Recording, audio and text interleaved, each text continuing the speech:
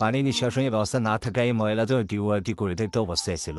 পথচারী বাজারে ও মসজিদের কাজে এটি ব্যবহার করা হয়, কিন্তু দক্ষিণ অংশে পানি সরানোর ব্যবস্থা ছিল না। যদিও রাজধানী দেখি পাইপ বসানো ছিল, সেখানে ময়লাজল মেখে জলাবদ্ধতা সৃষ্টি এবং ব্যবহারের অযোগ্য হয়ে পড়ে।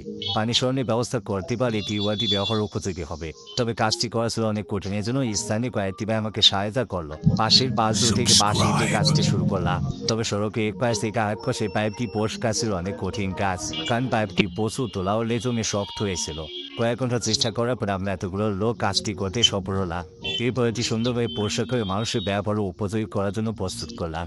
এরপর টিউবওয়েলটি এবং আশপাশের পরিবেশকে সুন্দর করার জন্য তার রং করার প্রয়োজন ছিল, কারণ যে পানি আমরা জীবন বাঁচতে ব্যবহার করি তার পরিবেশটা সুন্দর হওয়া উচিত। এই জন্য বাজার থেকে রং সংগ্রহ করে টিউবওয়েলটি রং করি, সাথে ওয়েদার কোট রং দিয়ে পাশে ওয়ালগুলো রং করে দেয়।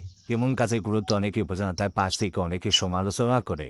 এমন জায়গায় পরিষ্কার করাকে অনেকে ব্যঙ্গ করে কটূক্তিও করে। এজন্য অনেকে এমন কাজ করে সে থাকলেও করতে পারে না, যার ফল আমাদের নিজেদেরই ভোগ করতে হয়।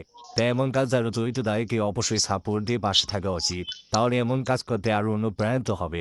যাই টিউবওয়েলটি রং করা শেষ করে মানুষের ব্যাপারও পরীক্ষা করার জন্য প্রস্তুত করলাম। তবে টিউবওয়েলটি রং করা শেষ করে এটি বেঁধে দিলাম, যাতে গাছ কেউ এটা ব্যবহার করতে না পারে। এটি রং শুকানোর সময় পাবে।